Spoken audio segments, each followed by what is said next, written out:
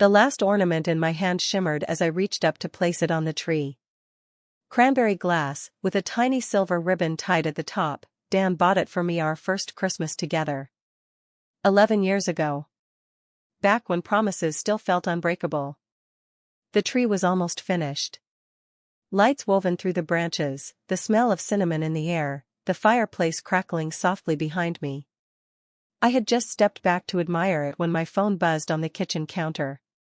I wiped my hands on my apron and checked the screen. It was a text from Mandy.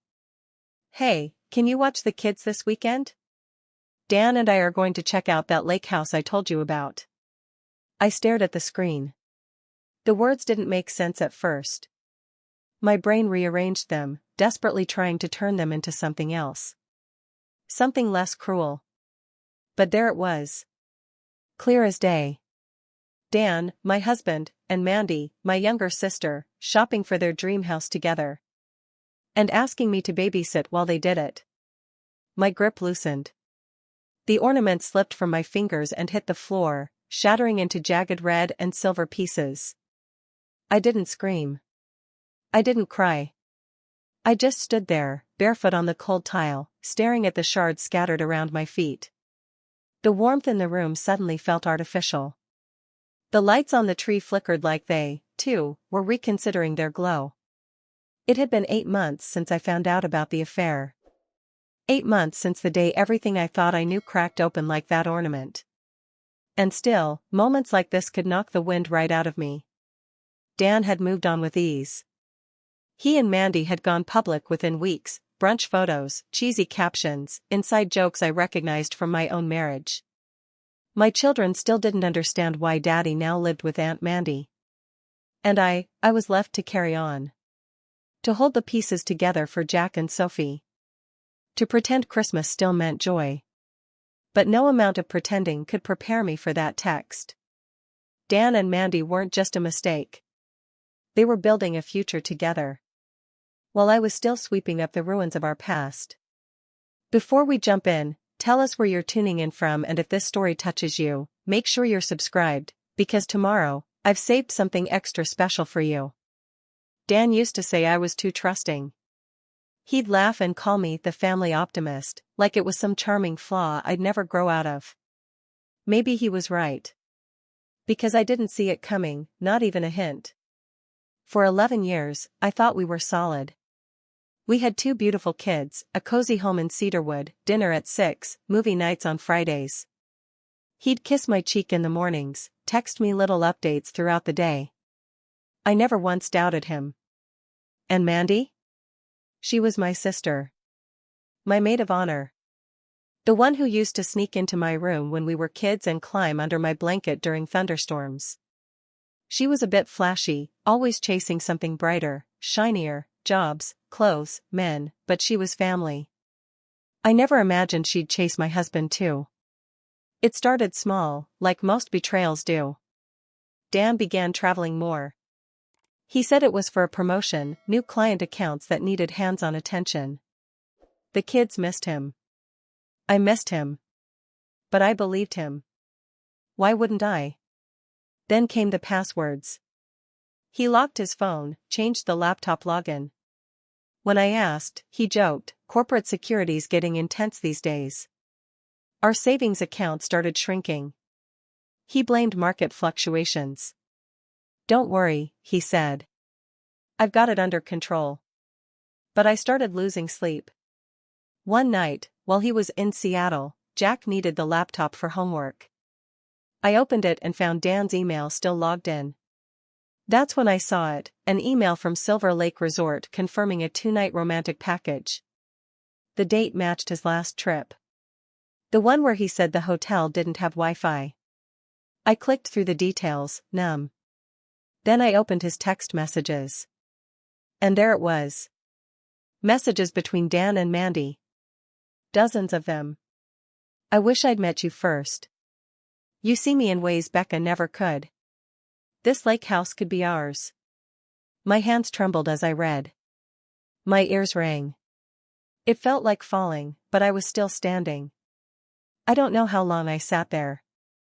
Eventually, I closed the laptop, walked upstairs, and tucked the kids into bed. I kissed their foreheads like nothing was wrong. Because for them, everything still had to be okay. The next evening, I waited at the kitchen table, laptop open to the thread of texts. Dan walked in, dropped his keys, smiled like he always did. Then he saw the screen. His face didn't crumble. He didn't deny it. He just sat down, slowly. "I didn't want you to find out this way," he said. He didn't apologize. Not really. And just like that, it was done. A decade unraveled in one conversation that didn't even last 15 minutes. He moved out 3 days later. Said it would be less confusing for the kids. I told him not to worry. They'd figure it out. They always do. But no one tells you what to do with the quiet after a betrayal. No one teaches you how to sit across from your children as they ask, "Why doesn't Daddy tuck us in anymore?" Or, "Will Aunt Mandy come to my birthday party?" I just smiled. And told them what every broken parent learns to say. Daddy still loves you. Some things just have to change. And then I washed the dishes with tears in my throat and a silence too loud to ignore. The invitation came on a Thursday evening, written in my grandmother's neat, slanted handwriting. "Dinner this Sunday. Bring the kids. Just us. Ellie. Just us." That meant no Dan. No Mandy. No pretending. I hadn't seen much of Grandma Ellie since everything fell apart. Not because she wasn't there, she always was, but because I was ashamed. Ashamed that I hadn't seen it coming, that my marriage had crumbled so publicly, and that my own sister was the one who helped burn it down. But if there's one person in the world who never judged me, not once, it was Grandma Ellie. She built her life from nothing. Started a small antique shop in the 60s that became Green Antiques, one of the most respected family businesses in the region. She had weathered loss, betrayal, recessions, and still managed to keep her head high and her lipstick perfectly applied. So that Sunday, I dressed the kids in their best sweaters, tied my hair back, and showed up at her stone house on Willow Lane. The moment she opened the door, the smell of roasted chicken and rosemary wrapped around me like a blanket. Jack ran straight to the backyard, where Grandpa's old swing still hung. Sophie chased after him, giggling. Grandma Ellie led me to the kitchen, poured me a glass of wine, and without even a hello, said, "Tell me everything." So I did. For the first time in months, I didn't censor myself. I told her about the emails, the messages, the lies. I told her how Mandy had sat across from me at brunch the weekend before it all came out, complimenting my lipstick, knowing full well she had just spent the night with my husband. I told her about the money that vanished, the trust account I hadn't thought about in years. She paused, wine glass halfway to her lips. "Trust account?" I blinked. "Yeah. The one Mom and Dad set up for me when they passed. The one you managed until I got married." She set the glass down slowly. "Rebecca, that trust was supposed to sustain you for decades. It wasn't just a small inheritance. It was your future." I shook my head. Dan said it was depleted. Said we had some rough investments, that it was just timing. Her face turned cold. The kind of cold that came from business meetings gone wrong and contracts broken behind closed doors. "You signed over control to Dan?" "Yes. I mean, he said it was better for tax reasons." She stood up. Walked to the drawer by the window. Pulled out her phone and dialed. "Lawrence," she said when someone picked up. "I need you to pull the financials on Rebecca's trust. And loop Peter in, too." She hung up, then turned to me. "Sweetheart," she said, brushing a loose strand of hair from my face, "you haven't just been betrayed in marriage. You've been robbed." I sat there, stunned, trying to breathe through the weight of it. Dan hadn't just left me. He'd taken what my parents left for me. For the children. And Mandy had smiled through it all. Ellie leaned forward, her tone shifting, low, deliberate. "I built this family from the ground up. I know what it means to be underestimated. I've seen men like Dan before. And I've seen women like Mandy. Pretty. Clever. Entitled. She looked me in the eye. But what I've never seen is a woman who lost everything and didn't come back stronger. She took my hand. We're going to fix this. All of it. But first, I want you to understand something. I nodded, barely able to speak. You are not a victim, she said. You are a green. And greens don't fold. For the first time in months, I believed her. Not because I felt strong. But because I finally saw that I wasn't alone. The invitation came in a pale blue envelope with gold trim, just like every year. Green Family Christmas. December 24th. 6 p.m. Lake House. It was tradition. A decades-long ritual where everyone gathered at Grandma Ellie's lake house for food, gifts, and speeches that usually included more wine than wisdom. But this year, the idea of walking into that house, their house, turned my stomach. Dan and Mandy would be there. Arm in arm. Dressed to match. Smiling like nothing had ever happened. I wanted to burn the envelope. I wanted to say no. But I didn't. Because Ellie had written something in pen, just below the printed text.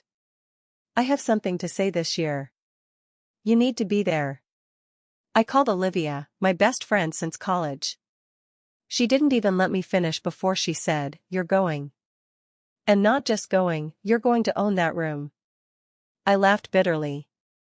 You think showing up is going to change anything? I think showing up in that deep red dress you wore to my wedding, with your head high and your lipstick fierce, might just remind people who the hell you are. Live. She cut me off. Kill them with kindness, Becca. But carry a sharper knife beneath the smile. So I went. Not just to show up. To stand. I braided Sophie's hair with tiny red bows. Dressed Jack in his navy blazer. And I wore that deep red dress. The one I hadn't touched in 3 years. I looked in the mirror, took a breath, and whispered to myself. You've got this. You're not walking into their story. They're walking into yours. When we pulled into the snowy driveway, I spotted Dan's SUV first. Mandy's white convertible beside it. The sight of them parked like they owned the place sent a flicker of heat through my chest.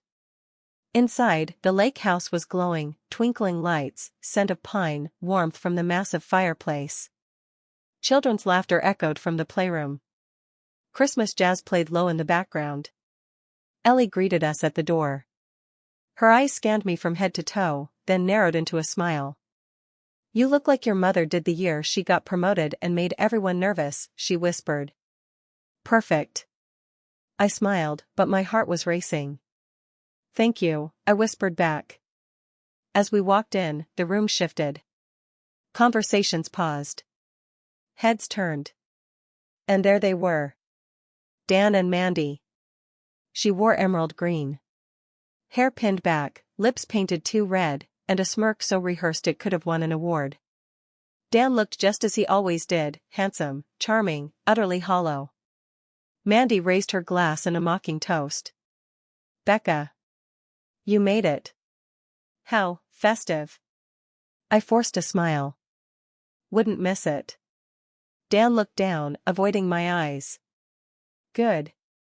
Peter, my uncle, walked over and handed me a glass of wine. You good? He asked quietly. I'm standing, I said. That's enough. He smiled. It's more than enough. I took a sip and walked into the room like I belonged there, because I did. Christmas morning at the lake house felt like it always had, chaotic, loud, and wrapped in nostalgia. The smell of cinnamon rolls drifted from the kitchen, kids shrieked with joy tearing through wrapping paper, and someone had already spilled hot cocoa on the carpet. But beneath the laughter and tinsel, a tension buzzed in the air. Like the room knew something was coming, even if no one had said it out loud yet. Dan and Mandy arrived late. They strolled in like the crown jewels of some twisted holiday parade. Matching emerald outfits, oversized designer bags, and Mandy wearing a new necklace I didn't recognize, gleaming green stones that caught every light in the room. Emeralds. Of course.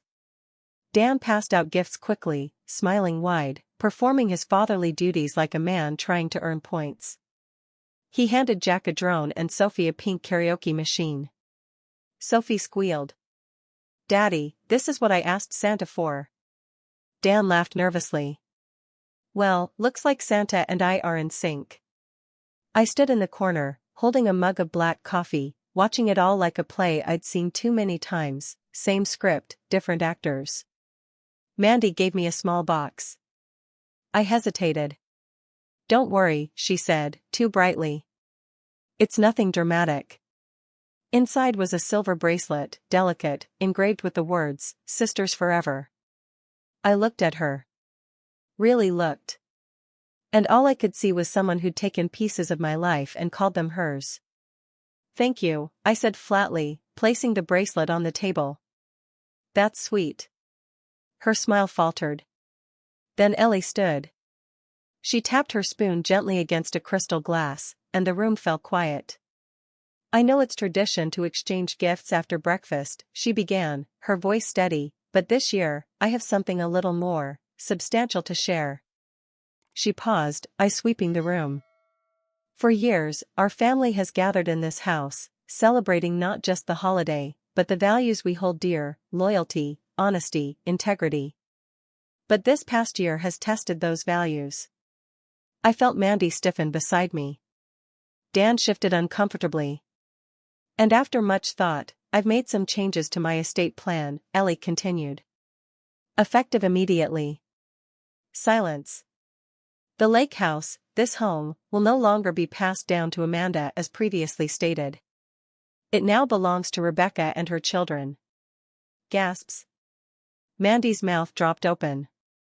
Dan's face turned white. "The green antique shares I once intended to divide have been reassigned. Rebecca will receive full ownership. A trust has also been established for Jack and Sophie. Only they will have access, not even Rebecca. And certainly not anyone else." Dan started to speak, but Ellie raised a hand. "Let me finish." She turned directly toward them now. "Daniel. Amanda. Your choices this year showed me who you truly are.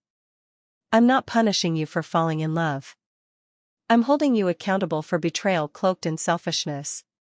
You didn't just hurt Rebecca, you disrespected this entire family." Mandy stood up, voice sharp. "This is ridiculous. You're just mad because Dan didn't want to stay in a dead marriage." Ellie didn't flinch. "You're not being punished for who you love, Amanda. You're being removed from my will for what you stole, what you lied about, and who you walked over to get what you wanted." Dan finally found his voice. "You can't do this, Ellie. You're letting emotion cloud your judgment." "No," she said coldly. "I'm finally seeing clearly." A long silence. Jack, confused, tugged on my sleeve. "Mom, is this bad?" I crouched down beside him, kissed his forehead, and whispered, "No, baby. This is what truth looks like." Dan and Mandy stood there, stunned. No one rushed to comfort them. No one objected. Because for the first time, they weren't the victims of their own narrative. They were simply what they'd always been. Exposed. And I stood taller than I had in months. Maybe years. Not because I'd won anything, but because I'd stopped losing myself. 2 days later, Dan texted me. "Can we talk? Just the two of us. Please." I stared at the message for a long time. My instinct said to delete it. My heart, well, it didn't have much left to say. But my curiosity? That part of me wanted to see how far he'd fall before he realized he'd been the one to jump. So we met. At a small coffee shop near the kids' school, neutral ground, familiar but impersonal. He was already seated when I arrived, a cappuccino waiting at the table. "For you," he said, nudging it forward. "Still 2 sugars, no cream?" I didn't answer. Just sat down. Dan looked different. Smaller somehow. The sharp lines of confidence that used to frame his jaw had softened into something anxious and unsure. His suit didn't quite fit right anymore. "I don't want to fight," he began. "I just wanted to find a way forward. For the kids. For all of us." I sipped the coffee. "Go on," I said flatly. He leaned in. "We don't have to make this messy. Lawyers. Courts. It's not good for anyone. Especially Jack and Sophie." I raised an eyebrow. "Messy? Dan, you already made it messy." "I just cleaned it up." He shifted. "Look, I know you're upset. About Mandy. About everything. But this, taking the house, the company shares, it's overkill." I set the coffee down slowly. "You think justice is overkill?" He paused. "It feels retaliatory." "Retaliatory," I repeated, almost amused. "You drained my trust fund, lied for years, and ran off with my sister. But I'm the one being harsh?" Dan sighed, the performative kind that used to work when he wanted to end an argument without resolving it. "I just don't want this to become a war." "It already was," I said. "You just didn't expect me to show up with armor." He tried a new angle. "What if we reach a compromise? You keep the lake house. We divide the business. Split the assets. No courts. No bad press." There it was. The real reason. Not the kids. Not peace. Image. Reputation. Control. I stood up. "You lost the right to negotiate when you turned your back on everything we built. You don't get to rewrite the ending just because you don't like how it sounds." He looked up at me, a flicker of something vulnerable flashing in his eyes. "I made mistakes." "No," I corrected. "You made choices." Then I left. And I didn't look back. Not because I wanted the last word. But because I already had it. Mandy didn't ask to meet. That would have taken humility. No, she showed up. It was a Thursday afternoon. I was at Grandma Ellie's house, helping reorganize some old photo albums in the study when the intercom buzzed. Peter, always quick with a smirk, checked the camera and raised an eyebrow. "She brought backup," he muttered. "Some guy in a suit. Looks like a lawyer." Lawrence, the family attorney, was already upstairs reviewing paperwork with Ellie. I glanced at him and he nodded. "Let her in," he said calmly. "Let's do this the right way." Mandy walked in like she owned the place. Sharp heels, sharp coat, sharper stare. She was beautiful, of course. She always had been. But beneath the glamour, there was something brittle now, like a porcelain doll held together by glue and denial. "I didn't expect an audience," she said, glancing at Lawrence, Peter, and Ellie. Ellie sipped her tea. "You made your choices in front of the family, Amanda. It's only fair you face the consequences the same way." Mandy's lawyer cleared his throat. "We're here to discuss the terms of the updated estate documents and see if there's room for reconsideration." Lawrence remained unfazed. "We've reviewed everything. The will stands. The trust is legally protected. There's nothing to contest." Mandy's eyes flicked to me. "You're seriously okay with this? Taking everything? Acting like you're the victim?" I looked at her, this woman who once braided my hair before picture day, who cried when I moved out for college, who used to say we'd grow old in rocking chairs side by side. "You didn't just take my husband, Mandy," I said. "You took my home, my savings, my sense of safety. And when I was still bleeding, you asked me to babysit your future."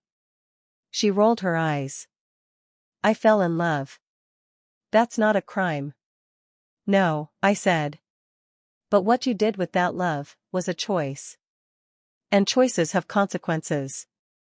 She stepped forward, bracelet on her wrist catching the light. "The same one she gave me on Christmas. Sisters forever." I pulled something from my coat pocket and placed it on the table between us. the matching bracelet. I kept it, I said softly, not because I believe in the words, but because I needed the reminder of what I'll never let happen to me again. Mandy looked down at it, her face unreadable. Then she scoffed. You're not better than me, Becca. You're just lucky grandma's on your side. Ellie set her teacup down with a sharp clink. No, she said. She's not lucky. She's loyal. She's honest. She's everything this family was built on. You're the one who gambled with love and lost everything. Mandy stood frozen for a moment. Then she turned on her heel and walked out without another word, her lawyer scrambling to follow behind. We sat in silence for a beat, the weight of everything lingering in the air. Then Ellie looked at me and smiled. Good girls don't stay quiet forever, she said. And I smiled back. Because she was right.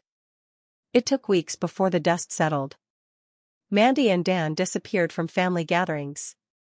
No more texts, no more snide comments on social media, no awkward appearances at school events. Just silence. The kind that's heavy, not peaceful.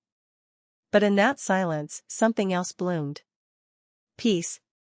Not the dramatic, sweeping kind you see in movies. Just quiet moments that no longer hurt, packing lunch without feeling hollow, hearing Jack laugh without bracing for sadness, folding Sophie's clothes without a lump in my throat.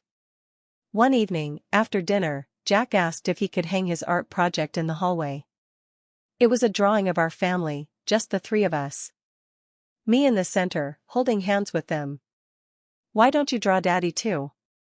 I asked gently, kneeling beside him. He shrugged. He's not here. Simple. Honest. I didn't correct him. Instead, I helped him tape it to the wall, right next to the thermostat. Sophie added a glitter heart to the corner. And for the first time in a long time, the house felt warm. Grandma Ellie, meanwhile, kept her word. She brought me into Green Antiques, not just as a name on paper, but as a partner. She walked me through the books, the inventory, the legacy. And when I hesitated, unsure of whether I could step into something so big, she only said, "You don't need to be ready. You just need to begin." And I did. We renovated the children's section, added a reading nook with velvet cushions and vintage fairy tale books. Sophie would curl up there during visits, flipping through pages like she was reading the future. I started writing again. Short essays, journal entries, reflections on grief and growth and womanhood. Olivia convinced me to share one online. I hesitated, then posted it late one night. The next morning, there were hundreds of comments. Women who had been left, lied to, walked over, and survived. Women who weren't just broken, but rebuilding. And somehow, knowing my words mattered to someone else, healed something in me, too. One Friday, I sat on the porch of the lake house with Ellie, watching the kids skip stones into the water. She handed me a small velvet box. Inside was a ring. Simple, gold, elegant. My mother's. She wanted you to have it, Ellie said. But I waited. I needed to be sure you'd see its value, not in what it's worth, but in what it means. I nodded, tears stinging but not falling. Thank you, I whispered. That night, I tucked the ring into my jewelry box, right next to the bracelet Mandy had given me. Not as a keepsake, but as a reminder of how far I'd come. Of what I'd lost. And what I'd reclaimed. Because healing doesn't always come with fanfare. Sometimes, it arrives quietly. Through a child's drawing. A passed-down ring. A late-night post that whispers, "You are not alone." And for the first time in a long, long time, I believed it. 1 year later, the lake house felt different. Not because the walls had changed or the snow fell any softer. But because this time it was mine. The fireplace still crackled, the tree still glittered in the corner, but now it stood proudly in front of a window filled with light. Laughter spilled through the kitchen where Jack and Sophie were rolling out cookie dough with Olivia, who had come early to help decorate. This Christmas wasn't about recovering. It was about becoming. Ellie sat at the head of the table, wrapped in a deep blue shawl, eyes bright as ever. She watched as Jack placed a red napkin at each seat, carefully aligned like a miniature butler. Sophie hummed carols off-key, her cheeks smudged with flour. I leaned against the doorway and soaked it all in. Peace didn't always look like silence. Sometimes it looked like this, controlled chaos with a warm center. Later that night, after the kids were asleep and the last of the guests had gone, Ellie handed me a sealed envelope. "No name on it," she said, softly. "But the handwriting. I think you'll recognize it." It was from Dan. No return address. No plea. Just a single page. "Becca. This isn't an apology. I know I burned the right to offer you one. I just wanted you to know. I see it now. Everything I lost. Everything you were. Everything I'll never be. The lake house looks better with you in it. Take care of our kids. Tell them I think about them every day. And tell your grandmother, she was right. D." I folded the letter and placed it in the drawer next to my bed. Not as a keepsake. Not as a wound. But as a reminder that closure isn't always dramatic. Sometimes, it's just a quiet exhale. In the spring, we opened a new corner at Green Antiques, a space dedicated to women rebuilding. Cozy chairs. Journals. Workshops. The first exhibit was called After the Ashes. Dozens of women came. Many cried. Some laughed. All left changed. Sophie painted the sign herself. Jack made flyers at school. And I started writing under my full name again. Rebecca Green. No hyphen. No shadow. One evening, I sat by the lake with Ellie. The water shimmered under the last golden rays of sun. "I thought I needed revenge," I said. Ellie smiled without looking away from the water. "No," she said. "You just needed to remember who you were before they made you forget." Behind us, the kids' laughter echoed. And for the first time in years, I didn't flinch at the sound of joy. I welcomed it. Because the story wasn't about what was taken from me anymore. It was about what I reclaimed. My name. My purpose. My peace. They thought they'd broken me. But they forgot. Some women rise not despite the fire, but because of it. This wasn't just a story about betrayal. It was about reclaiming dignity, one quiet decision at a time. Becca didn't fight fire with fire. She chose to rise, with grace, with clarity, and with legacy. So what would you have done in her place? Do you think Dan and Mandy ever truly regretted it? Let us know your thoughts. Type 2 if you were proud of Becca, or 7 if you wanted more justice. And if this story moved you, make sure to like, comment, and subscribe to True Tales. We have even more unforgettable stories coming, ones that will make you rethink everything. You're not alone. And sometimes, healing sounds just like this.